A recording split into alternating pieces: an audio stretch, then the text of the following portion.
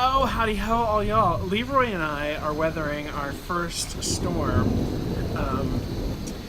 in Earl, our first thunderstorm with lightning and thunder. How's it going, Leroy? He is pooping his pants. But it's gorgeous, it's awesome, it's loud. It makes me a little paranoid to be in a big metal shell, but apparently it's okay, you know, like I'm sitting on wood, it's grounded, I guess it's fine. I don't know.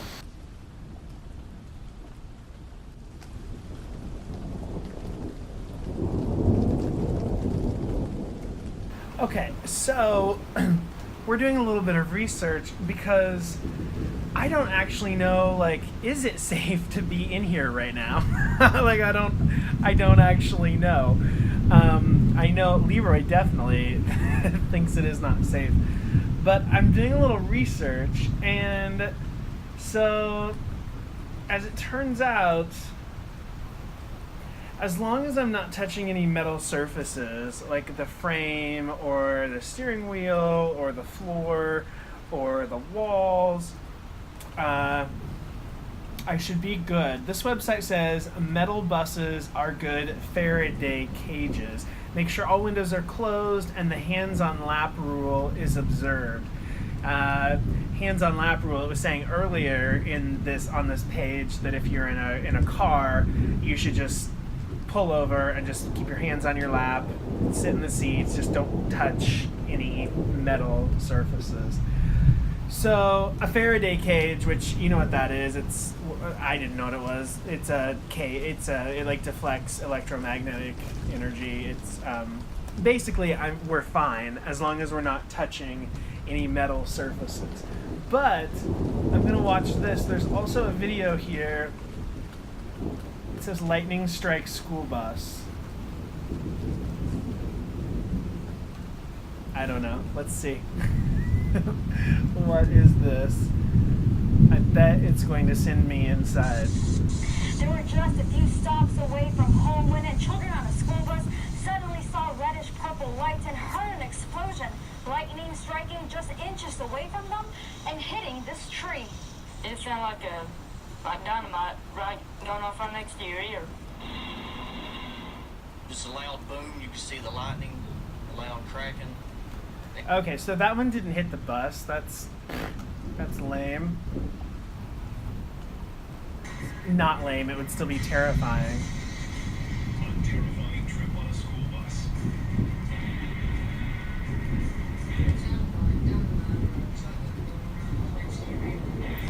And a twist of fate that determines who gets out unscathed. You can see the glass coming, almost like a shotgun blast.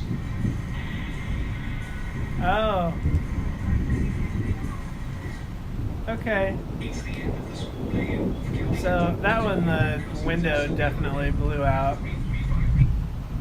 But they're all fine. His two cousins moved from just seconds ago. Alright, yeah, they're okay.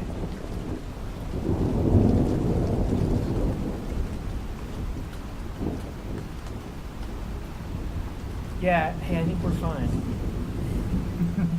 If only you spoke English. Yeah, so I think we're okay. I don't know, does anyone know differently? Let me know. Tell me about it.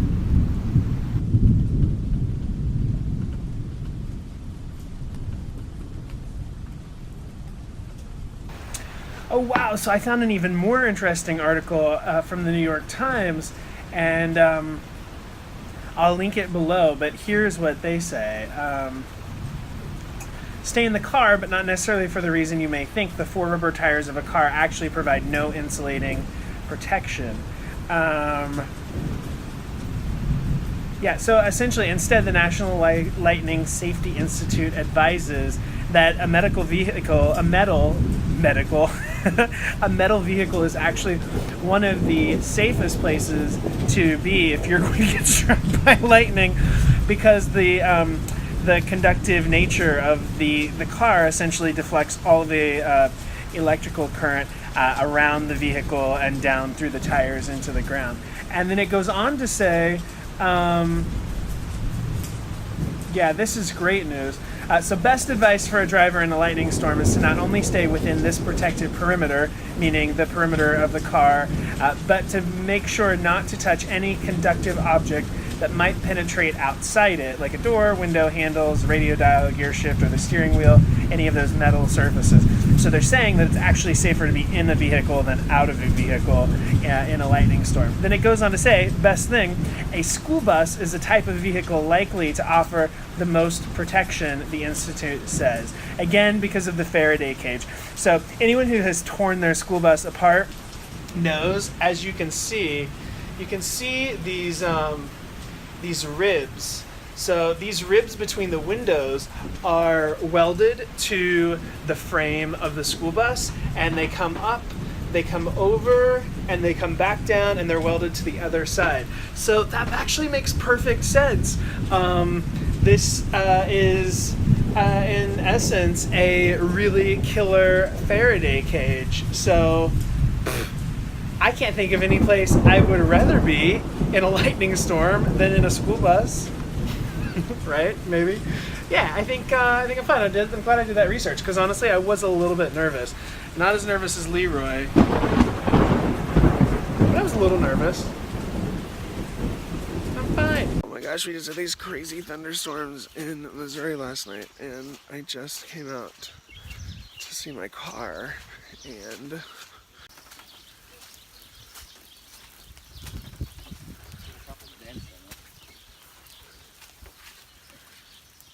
oh my gosh. Alright, it's not awful, but it's not good. Ugh.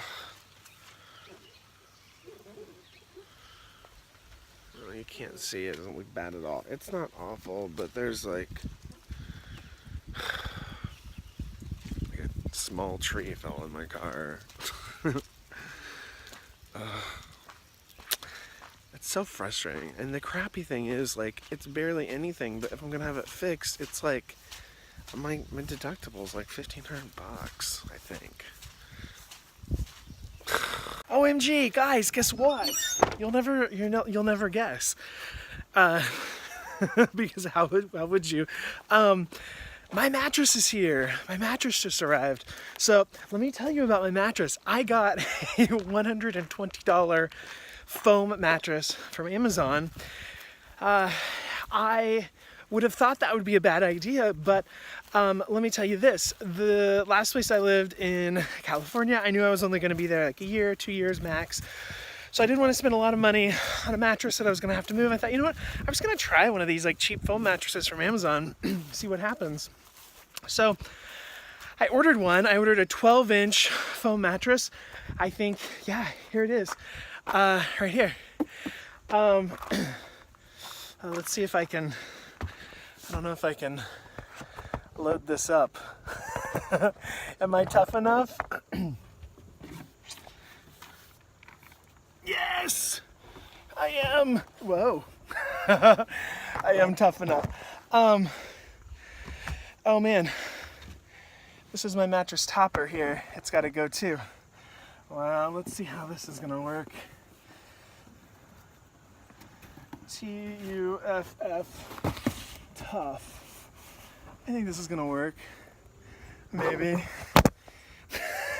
We're multitasking here. So, any hoozle, I bought a $150 12-inch cheap foam mattress from Amazon. Guys, it was amazing. Like, I loved it. It was so comfortable. Now, would it have lasted for very long? I don't know. Probably not. But was it worth it? I mean, I used it for like a year and a half. I think it probably would. I mean, it should have lasted. Well, I don't know. I think it would have been fine for at least 3 or 4 years. Yeah, I think that's fine. Honestly, I think using a mattress longer than 3 or 4 years is a little gross anyway, if you ask me. But anyway, let's get this mattress up in here. These are so cool. They're like vacuum packed. They're like vacuum packed, and you open them up, and they like and like expand. Let's do it.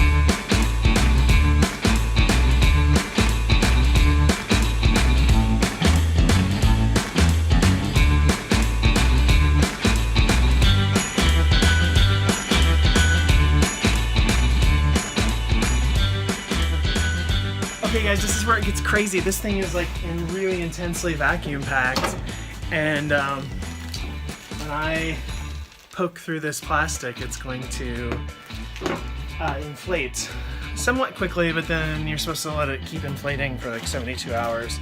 But my last one inflated immediately and it didn't really change after that. So as long as it inflates properly, I'm gonna be up on it tonight. Really excited.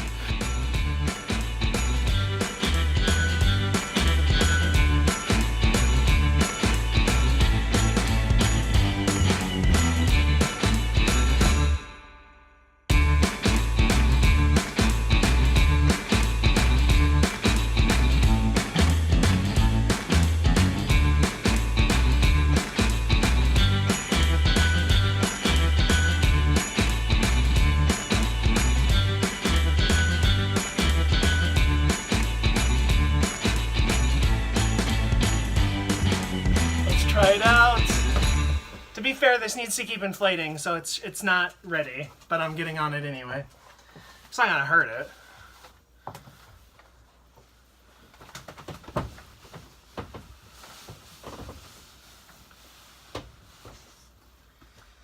Oh, it's good.